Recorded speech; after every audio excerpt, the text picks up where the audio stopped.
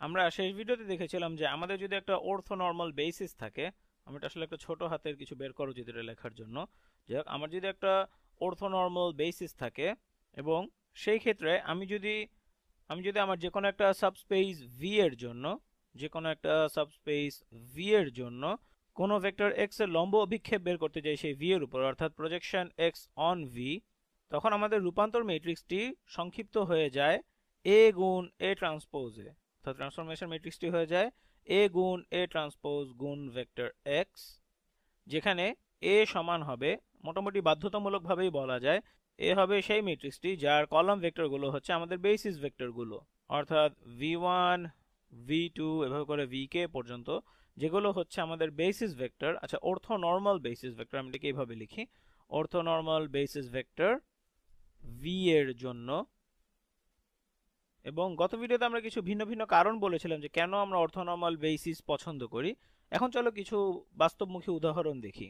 তাহলে আমরা চলো ধরি ভি সমান হচ্ছে, বা ভি এর ব্যাপ্তি বা ভি এর স্প্যান আমরা বলতে পারি, সমান হচ্ছে এই ভেক্টরটি 1/3, 2/3 এবং 2/3, এবং তারপর অপর ভেক্টরটি হচ্ছে 1/3, 2/3 এবং ঋণাত্মক বা -2/3।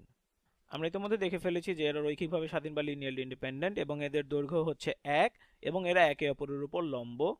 এবং সেক্ষেত্রে আমরা বলতে পারি, আচ্ছা আমরা এইভাবে লিখি, আচ্ছা এগুলোর আগে নাম দিয়ে নিই চলো।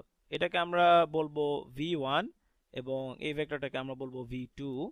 তাহলে আমরা এখানে বলতে চাই যে আমাদের ভি1 এবং ভি2 ভেক্টরের সেট, এই ভি1 এবং ভি2 ভেক্টরের সেট, এটা একটা অর্থোনর্মাল বেসিস হবে ভি এর জন্য, an orthonormal basis for v, v এর জন্য একটা অর্থোনর্মাল বেসিস। এখন আমরা যেটা চাই সেটা হচ্ছে আমরা এই তথ্য ব্যবহার করে একটা লম্ব অভিক্ষেপ বের করতে চাই, আমাদের একটা ট্রান্সফরমেশন ম্যাট্রিক্স বের করতে চাই যেটা আমাদেরকে দেখাবে যে লম্ব অভিক্ষেপ যে কোনো একটা ভেক্টর এক্স এর, যেটা R3 এর সদস্য, সেই ভেক্টর এক্স এর লম্ব অভিক্ষেপ আমাদের সাবস্পেস ভি এর উপরে, এবং আমাদের সাবস্পেসটি হবে R3 এর একটা তল বা প্লেন। এবং আমরা এখানে কি করতে পারি, আমরা এমন একটা ম্যাট্রিক্স এ তৈরি করব, আমরা তাহলে একটা ম্যাট্রিক্স এ তৈরি করব, আমি এখানে লিখে এটা একটা ম্যাট্রিক্স এ তৈরি করব যেখানে এই ভেক্টরগুলো থাকবে তার কলাম ভেক্টর। সুতরাং 1/3, 2/3, তারপর আবার 2/3 এবং এপাশে 2/3, 1/3 এবং -2/3। এবং আমরা যদি এ কে এভাবে গঠন করি তাহলে আমরা এই প্রজেকশনটা এক্স এর প্রজেকশন ভি এর উপর এটাকে এভাবে লিখতে পারবো এ গুণ এ ট্রান্সপোজ গুণ এক্স, অর্থাৎ লিখে দিই গুণ এক্স। তাহলে আমাদের প্রজেকশন বের করার জন্য কেবলমাত্র এই ম্যাট্রিক্সটা ট্রান্সপোজ বের করে সেটার সাথে এই ম্যাট্রিক্সটাকে গুণ করে দিতে হবে, এটা খুবই সোজা।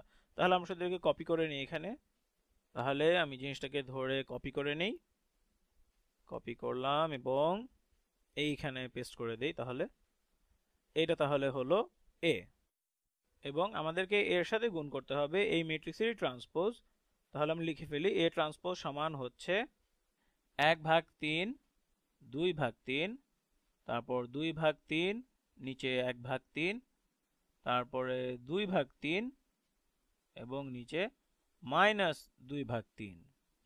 তাহলে এটা হলো এ ট্রান্সপোজ। এখন এটা সমান কত হবে চলো দেখে নিই। তাহলে এখানে আমরা কি পাচ্ছি দেখো, আমরা এখানে আমাদের একটা 3/2 ম্যাট্রিক্স আছে এবং এখানে একটা 2/3 ম্যাট্রিক্স আছে।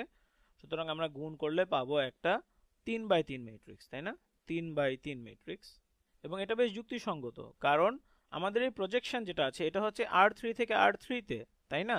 তার মানে কি, তুমি আমাকে R3 তে একটা উপাদান দিবে এবং আমি তোমাকে R3 তে আরেকটা উপাদান ফেরত দিব, তাই না?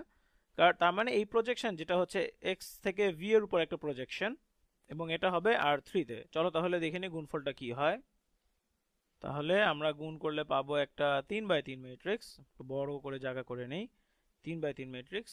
তাহলে আমরা এর সাথে এই উপাদান গুণ করব, তাহলে চলো গুণ করে ফেলি। 1/3 গুণ 1/3, তার মানে এটা হচ্ছে 1/9, যোগ হবে 2/3 গুণ 2/3, অর্থাৎ 4/9। আমার মনে হচ্ছে আমরা এখানে অনেকগুলো নিচে 9 পাবো, সুতরাং আমরা এখানে 1/9 কমন নিয়ে নিই, অর্থাৎ 1/9 দ্বারা গুণ করে দেই।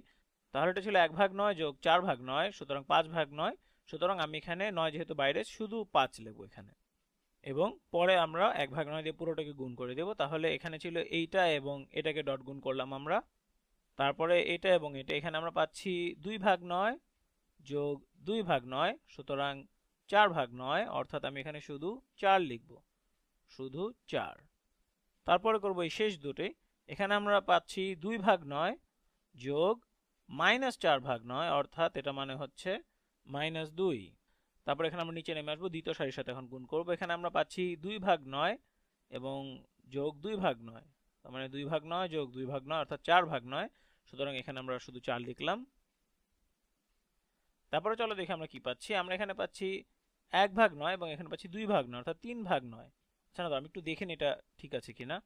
এখানে আমরা পাচ্ছি, আচ্ছা এটা 4/9, হ্যাঁ 2/3 এবং 2/3, 4/9 যোগ 1/9 অর্থাৎ 5/9 অর্থাৎ 5। তারপর পাচ্ছি 4/9 বিয়োগ 2/9 অর্থাৎ 2। এবং তারপর শুধু আমরা এই শেষ সারিটা করব। আমার মনে হয় আমাদের একটু খুশি হওয়া উচিত যে আমরা শুধু এ ট্রান্সপোজের সাথে এ গুণ করছি, এখানে আমাদের ইনভার্স নিতে হচ্ছে না এবং ঝামেলা করতে হচ্ছে না। তারপর আমরা পাচ্ছি 2/9 বিয়োগ 4/9 অর্থাৎ এখানে থাকছে -2। তারপর আছে 4/9 বিয়োগ 2/9 অর্থাৎ শুধু 2। এবং তারপর আমাদের আছে 4/9 যোগ 4/9 অর্থাৎ এখানে হবে শুধু 8। তাহলে আমরা ট্রান্সফরমেশন ম্যাট্রিক্সটা পেয়ে গেলাম আমাদের সাবস্পেস ভি এর উপরে যে কোনো ভেক্টর এক্স এর। এবং আমার মনে হয় এটা আমরা মানবো যে এটা আমাদের আগে যেভাবে করেছি তার চেয়ে অনেক সহজ এবং নির্ঝঞ্ঝাট একটা পদ্ধতি।